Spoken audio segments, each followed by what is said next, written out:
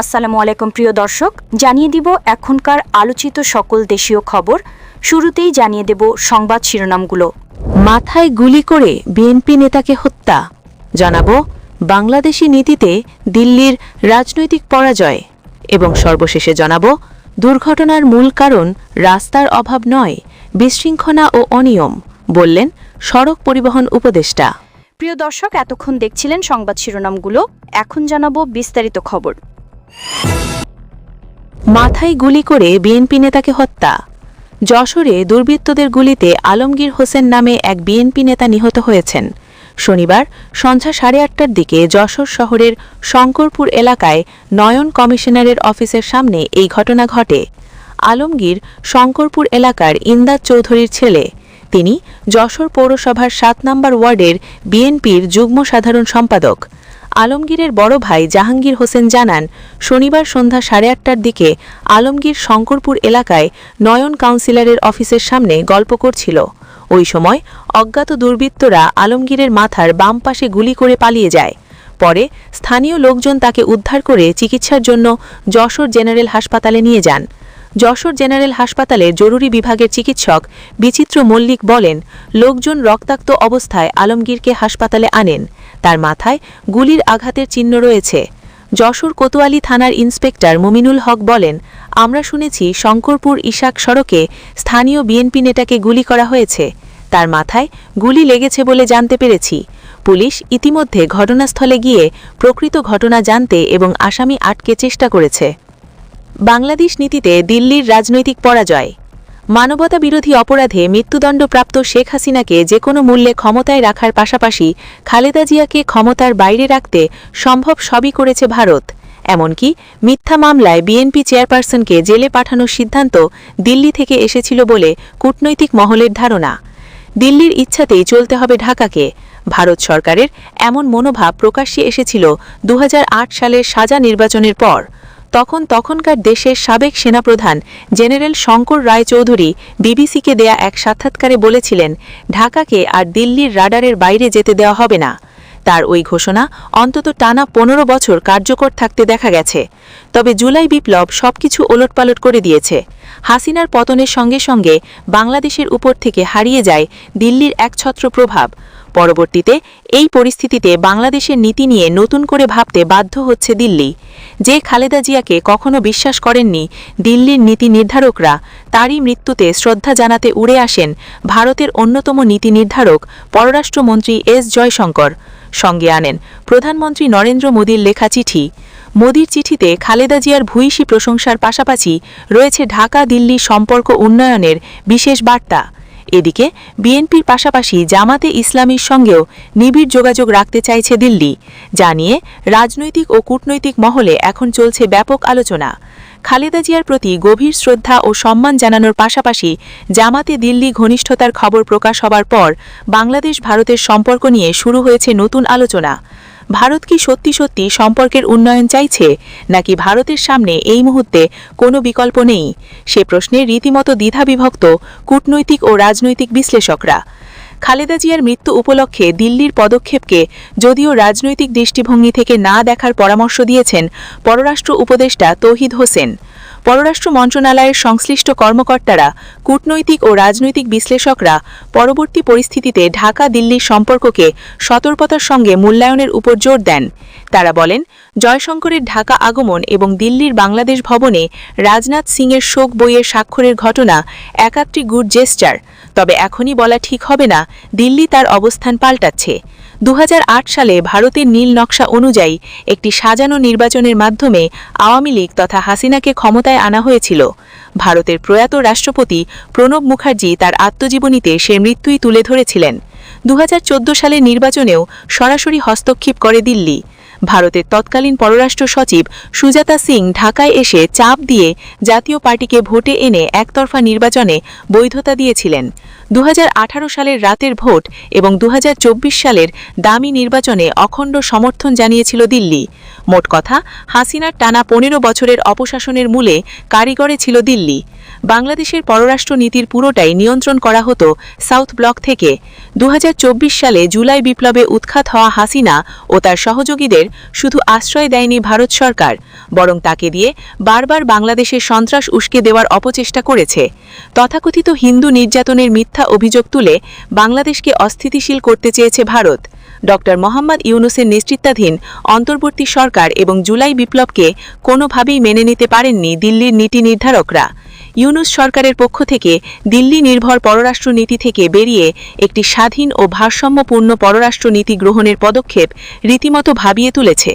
South কূটনৈতিক বিশ্লেষকরা বলছেন, পরবর্তী পরিস্থিতিতে ভারতের সেভেন সিস্টার্সের নিরাপত্তা আঞ্চলিক ভরা রাজনৈতিক প্রেক্ষাপটে বিবেচনায় বাংলাদেশের নীতি নিয়ে নতুন করে ভাবতে শুরু করেছে দিল্লি। যে জামাত ইস্যুকে কেন্দ্র করে বিএনপির সঙ্গে চরম বৈরিতা দেখিয়েছেন দিল্লির নীতি নির্ধারকরা, আজ নিজেদের প্রয়োজনে জামাতের সঙ্গেও ঘনিষ্ঠ সম্পর্ক গড়ে তুলতে তৎপর দিল্লি। বিএনপির পাশাপাশি জামাতের সঙ্গেও দিল্লির সম্পর্ক উন্নয়নের বিষয়ে অবগত সাবেক একজন পররাষ্ট্র সচিব আমার দেশের সঙ্গে আলাপে বলেন, আমি মনে করি ভারত তার অতীতের ভুল থেকে বেরিয়ে আসতে চাইছে। তাই তো 2024 সালের 5 আগস্টের পর বিএনপির পাশাপাশি জামাতের সঙ্গেও তারা সম্পর্ক উন্নয়নে অগ্রসর হয়েছে। তিনি বলেন, আমার জানামতে ঢাকা ও লন্ডনে জামাতের নেতাদের সঙ্গে ভারতীয় ঊর্ধ্বতন কর্মকর্তাদের একাধিক বৈঠক অনুষ্ঠিত হয়েছে। এসব বৈঠকের ব্যাপারে দুপক্ষেরই আগ্রহ ছিল। পররাষ্ট্র মন্ত্রণালয়ের সংশ্লিষ্ট কর্মকর্তারা এবং ঢাকা দিল্লি সম্পর্কের বিষয়ে দেখভাল করেন এমন একজন সিনিয়র কূটনৈতিক আমার দেশের সঙ্গে আলাপে বলেন, দিল্লি যা কিছু করেছে তা তাদের জাতীয় স্বার্থের কথা বিবেচনায় নিয়েই করেছে। তাই দিল্লি তার বাংলাদেশ নীতি পরিবর্তন করে ফেলেছে তা ভাবার কোনো কারণ নেই। ওই সিনিয়র কূটনৈতিক আরও বলেন, দিল্লি তার আগের অবস্থান থেকে পুরোপুরি সরে এসেছে। এটা ভাবলে আমরা বড় ধরনের ভুল করব। আগামী নির্বাচিত সরকারকে চাপে রেখে কিভাবে ভারত তার স্বার্থ রক্ষা করবে তা নিয়ে ইতিমধ্যে কাজ করছে সাউথ ব্লক। তাই আমাদের অন্তত অত্যন্ত সতর্কতার সঙ্গে অগ্রসর হতে হবে। একই ধরনের মনোভাব ব্যক্ত করেছেন পররাষ্ট্র উপদেষ্টা তৌহিদ হোসেনও। তিনি গতকাল বৃহস্পতিবার সাংবাদিকদের সঙ্গে আলাপকালে বলেন, খালেদা জিয়ার মৃত্যুকে কেন্দ্র করে দিল্লির পদক্ষেপ তথা এস জয়শঙ্করের ঢাকা সফরকে রাজনৈতিক দৃষ্টিভঙ্গি থেকে না দেখাই ভালো। তিনি বলেন, দক্ষিণ এশিয়ার সব দেশের প্রতিনিধি এসেছেন, তাদের মধ্যে ভারতের পররাষ্ট্রমন্ত্রীও ছিলেন। তার সফর ছিল সংক্ষিপ্ত, কিন্তু তিনি পুরো অনুষ্ঠানটিতে অংশগ্রহণ করেন, তারপর চলে যান। এটা একটা ভালো জেস্চার। এ পর্যন্তই, এর চেয়ে বেশি কিছু খুঁজতে না যাওয়াই ভালো। জয়শঙ্করের বিষয়ে পররাষ্ট্র উপদেষ্টা আরও বলেন, আমাদের মধ্যে 1-to-1 কথাবার্তা হয়নি, সে সুযোগও ছিল না। তার সঙ্গে আমার যেটুকু কথাবার্তা হয়েছে তা একেবারে সৌজন্যমূলক, সেখানে কোনো ধরনের রাজনীতি ছিল না। জয়শঙ্করের সফর দুদেশের বিদ্যমান উত্তেজনা কমাবে কিনা জানতে চাইলে পররাষ্ট্র উপদেষ্টা বলেন, এর উত্তর আগামী দিনে নিখুঁত হবে বা খুঁজতে হবে। তিনি বলেন, জয়শঙ্কর এসেছিলেন খালেদা জিয়ার প্রতি শ্রদ্ধা জানাতে। খালেদা জিয়ার বাংলাদেশ তো বটেই, প্রতিবেশী দেশগুলোতেও বেশ ইতিবাচক ইমেজ ছিল। দক্ষিণ এশিয়ার সবাই তাকে শ্রদ্ধা ও সম্মানের চোখে দেখেন। তার মৃত্যুতে সবাই শ্রদ্ধা জানাবেন, এটাই স্বাভাবিক। বুধবার দিল্লিতে বাংলাদেশ হাই কমিশনে যান ভারতের প্রতিরক্ষা মন্ত্রী রাজনাথ সিং। তিনি সেখানে খালেদা জিয়ার জন্য রাখা শোক বইয়ে স্বাক্ষরের পাশাপাশি তার প্রতি গভীর শ্রদ্ধা জানান। শোক বইয়ে রাজনাথ সিং লিখেন, সাবেক প্রধানমন্ত্রী বিএনপি চেয়ারপারসন খালেদা জিয়ার মৃত্যুতে ভারত সরকার ও জনগণের পক্ষ থেকে আন্তরিক সমবেদনা জানাই। ভারতের সঙ্গে বাংলাদেশের সম্পর্ক জোরদারে বিশেষ অবদান রেখে গেছেন খালেদা জিয়া। ঢাকা দিল্লি সম্পর্ক জোরদারে তার অবদান আগামী দিনগুলোতে স্মরণ করা হবে। এদিকে ভারতের প্রধানমন্ত্রী নরেন্দ্র মোদী তারেক রহমানকে লেখা চিঠিতে খালেদা জিয়ার রাজনৈতিক অবদানকে শ্রদ্ধার সঙ্গে স্মরণ করতে বলা হয়। বাংলাদেশের উন্নয়ন যাত্রায় এবং ভারত বাংলাদেশ দ্বিপাক্ষিক সম্পর্ক জোরদারে খালেদা জিয়ার গুরুত্ব ভূমিকা ছিল। তার মৃত্যুতে সেই অপূরণীয় শূন্যতা তৈরি হয়েছে, তা পূরণ হতে দীর্ঘদিন লেগে যাবে। তারেক রহমানকে উদ্দেশ্য করে মোদি আরও বলেন, আমি নিশ্চিত আপনার দক্ষ নেতৃত্বে বিএনপি তার আদর্শ মূল্যবোধকে ধারণ করে এগিয়ে যাবে। সেই সঙ্গে ভারত ও বাংলাদেশের গভীর ঐতিহাসিক সম্পর্ক আরও সমৃদ্ধ করার ক্ষেত্রে খালেদা জিয়ার চেতনা পথপ্রদর্শকের ভূমিকা পালন করবে। চিঠিতে নরেন্দ্র মোদী 2015 সালে খালেদা জিয়ার সঙ্গে তার সাক্ষাতের কথা স্মরণ করেন।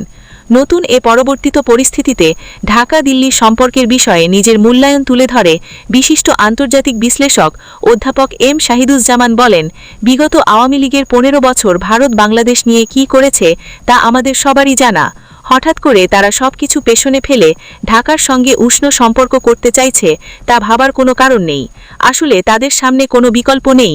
জুলাই বিপ্লবে হাসিনার পতনের মাধ্যমে বাংলাদেশ ইস্যুতে ভারতেরও রাজনৈতিক পরাজয় হয়েছে, কারণ ভারত তো হাসিনাকে আজীবন ক্ষমতায় রাখতে চেয়েছিল। তিনি আরও বলেন, সম্প্রতি বাংলাদেশের প্রধান রাজনৈতিক দলগুলোর সঙ্গে সম্পর্ক উন্নয়নের চেষ্টা এবং খালেদা জিয়ার মৃত্যুকে কেন্দ্র করে মোদী সরকারের নেয়া পদক্ষেপ নিয়ে আমার মনে সন্দেহ আছে। তারা বিএনপির পাশাপাশি যেভাবে জামাতের সঙ্গে যোগাযোগ রাখছে সেটা তাদের কৌশলগত পদক্ষেপ। এখানে জামাতও নিশ্চিতভাবে আগ্রহ দেখিয়েছে। এটা আসলে বিএনপিকে চাপে রাখার কৌশল। ভারত যদি সত্যিকার অর্থে বাংলাদেশের সঙ্গে সম্পর্কের উন্নয়ন চাইত, তাহলে জয়শঙ্কর প্রধান উপদেষ্টার সঙ্গে আগ্রহ দেখাতেন। ভারতের ভয় হচ্ছে চীন ও পাকিস্তানের সঙ্গে বাংলাদেশ যেন কোনো কৌশলগত চুক্তি না করে। তাছাড়া তারেক রহমান ভারতের সঙ্গে ঘনিষ্ঠ হবেন কিনা তাও একটি বড় প্রশ্ন। এই মুহূর্তে বাংলাদেশের জনগণ অত্যন্ত ভারত বিরোধী। এই বিশ্লেষক আরও বলেন, আমাদের মনে রাখতে হবে ভারতের মূল উদ্দেশ্য কি? আওয়ামী লীগকে বাংলাদেশের রাজনীতিতে প্রাসঙ্গিক রাখা। তাই দিল্লি মূলত সব দলের সঙ্গে সদ্ভাব রাখার কথা বলেছে। সবকিছুই মূলত আওয়ামী লীগকে একটি নতুন জীবন দেওয়ার জন্য। তবে খালেদা জিয়ার মৃত্যু উপলক্ষে মোদের চিঠি নিয়ে জয়শঙ্করের প্রিয় দর্শক, এই ছিল এখনকার গুরুত্বপূর্ণ নিউজ। আরও গুরুত্বপূর্ণ নিউজ নিয়ে ফিরছি কিছুক্ষণের মধ্যে। নিউজগুলো সবার আগে দেখার জন্য এই চ্যানেলটি সাবস্ক্রাইব করে আমাদের সাথে থাকুন। ধন্যবাদ।